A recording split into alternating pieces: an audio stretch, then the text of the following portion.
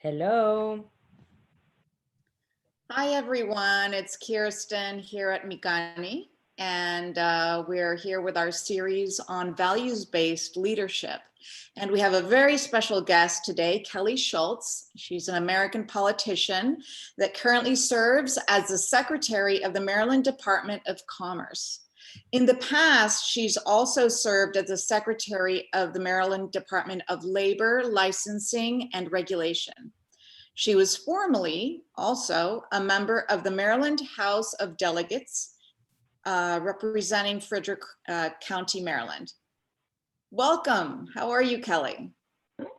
I'm doing great. Thanks so much, Kirsten and Ani, for having me here. I'm so excited to have the conversation. Hi, Kelly. Welcome. Well, my introduction is going to be a little bit different. I have, I've seen Kelly. I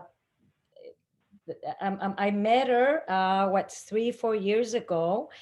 And what I can say about Kelly is she's a beautiful woman from the outside and the inside. And it's somebody that I really admire. And I think she can inspire a lot of women, not only in United States, but around the world. Of all her trajectory, it's amazing. And I think I'm going to start with the first question. I think we're going to talk about skills, competencies, and values, especially. And I think that to determine the core value, we might involve looking backward, looking forward, and inward. And if we look back to remember where we came from and the events, the people that influenced you, that has to do with our growth and our evolution. Let's start, Kelly, with your backward, with going backward a little bit, and then we can come back to the here and now and maybe your future as how you see yourself in the position and the spotlight you're in right now. Well, thank you so much, and that's very sweet. And I love having neighbors just like you, Ani. So we have some good times. But I want to say, not everybody's professional career starts out like everybody else's, and there's no roadmap to success that everybody is going to fit into.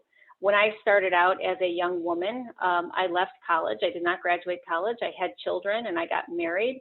And then I did a series of different types of, kind of earning potential type of occupations and industries, including staying home with my children and doing daycare for other people's children in my home so that I could be with my kids. I worked at night as a waitress and a bartender. I ended up getting my real estate license so I would have flexibility when I lived in New York in order to be able to be home with my kids, and then their father could be home with them when I was working. And it wasn't until the children got a little bit older and they did not need me around 24 hours a day that I decided that I was going to go back and finish my education. And that was later in life. I was a 35-year-old college student, and that was supposed to be to get me to go to law school. And instead, I sort of got hooked by this political bug and started appreciating the idea of public service and what public service means, not only to me personally, but to the community and to my family and what that represents. And that just kind of, spiraled into where I am today. And so there was no roadmap, written roadmap anyway, to where I got to where I am. It was all accepting and looking at opportunities and what they could do as learning opportunities every step of the way. And in leadership, we often get faced with obstacles. We have to face our fears. We have to find within the deepest part of us what it is that we value and we commit to move forward. So I'm wondering, what were those things that mobilized you, those things that you feel deeply committed to, that have propelled you even through difficult times? Well, I would like to say community service is huge, and that's a big part of what I always have done, even before coming a part of the official, public sector. Making sure that my children understood the values of being a part of a community in one way, shape, or form, whether it was at their school or with, sports and those types of community activities. But I would say it was really important for me to teach my two children that an education was of value. So they were teenagers when their mom went back to college, and it was really important for them to see me start that and finish it well, and also still continue to be a mom. So there are certain values that I was not willing to sacrifice.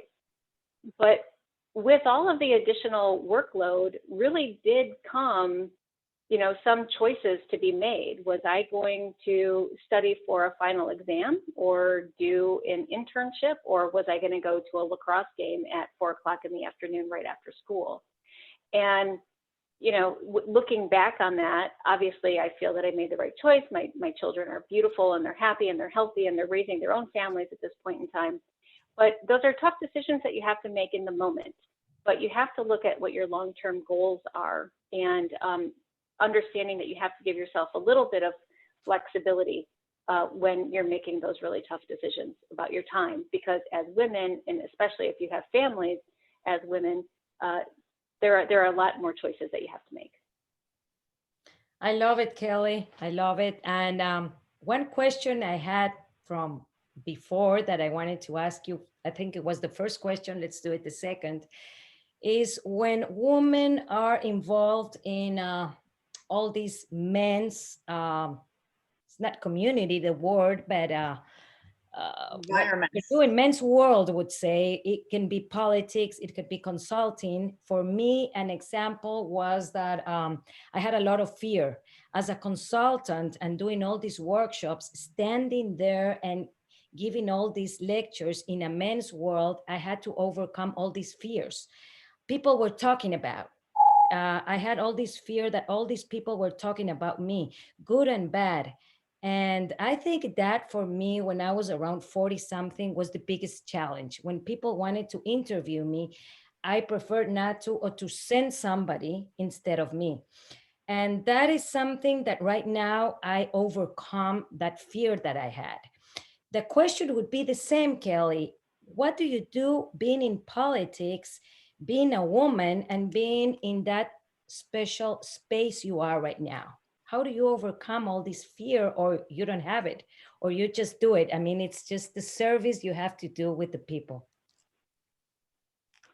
That's a very interesting question, and it's a very common question, but I'll just say that I have never had the fear of that. And I don't know if it's because I have surrounded myself with other very strong women, getting into politics. I was able to connect with some very strong female mentors in the past, but also male mentors.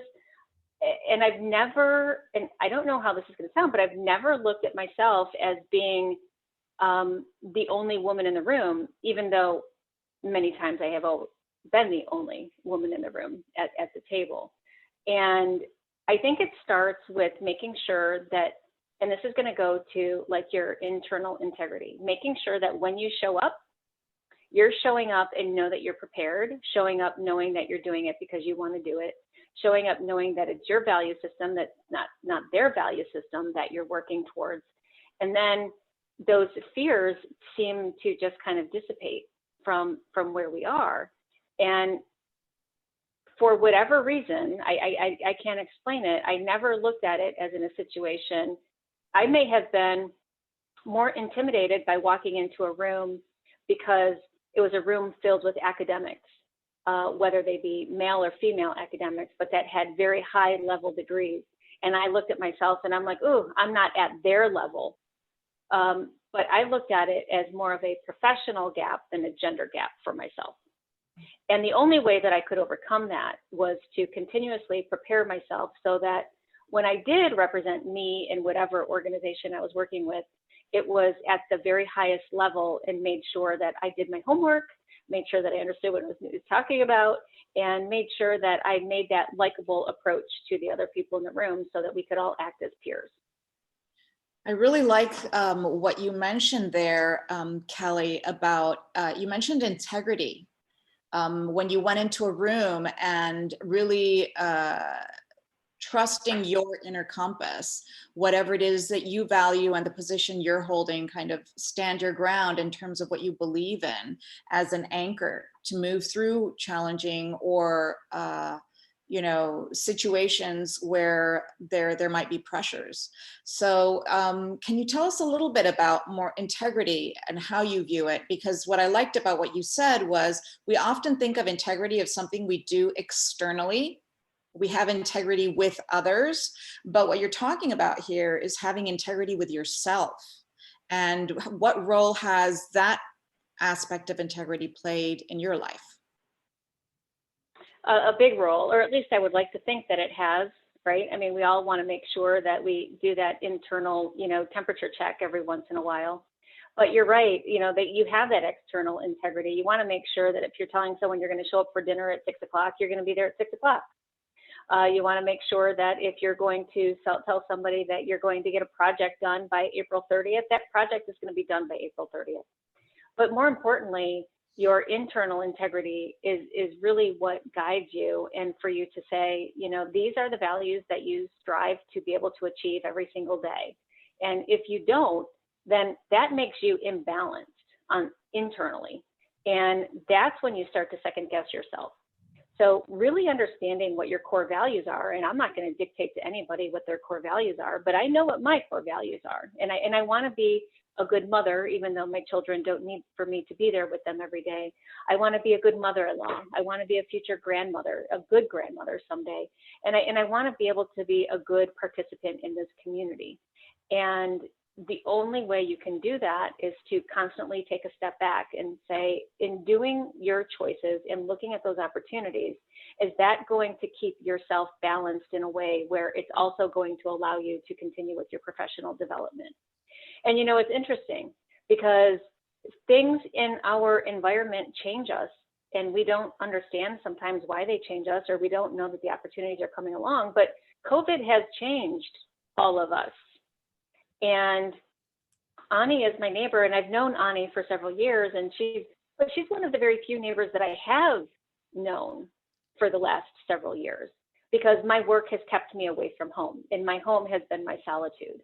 Over the course of the last 13 months, I've been able to, just like many other people in the world, get to know my neighbors and understand what that real sense of community means. And now really looking internally and saying, that really now is a core value for me. I want to be able to make sure that I understand what's happening with my neighbor 4 houses down, and be able to make sure if I can be a good participant in their lives as well. And so I think we have to constantly take a second check at ourselves and to see what we're doing and how we're moving forward. Amazing. Thank you, Kelly. I mean, let me tell you that you have been an inspiration for me. Just checking you out. I mean, Kirsten, I see Kelly with the dog, with the garden, painting. Sometimes I feel like just sitting there in the hammock with a glass of wine, and then I see Kelly. It's like, wow, you're always working. And it's an inspiration for me. I was going to say guilt, but then Kirsten said, no bad energy, inspiration. It's amazing, Kelly. And I'm so glad we can interview you, because I think you can be an inspiration for so many women that it's never too late. It's never too late to study. It's never too late to be up there. It's never too late to help in politics. And don't get involved with what's happening in politics. You're just doing hard work. And I really admire you. That's all I can say. And thank you for being here. And I don't know if Kirsten, you want to say something before we leave? No, thank you, Kelly. You've just given us a beautiful arc of your story that tells us how you really trusted that inner calling and gradually gotten to a place where you step into your power and are able to make real changes in the world. So we thank you so much for sharing with us your story, and looking forward to meeting you someday. I hope so soon. Thank you, Kirsten. Thank you, Ani. All right. Bye-bye.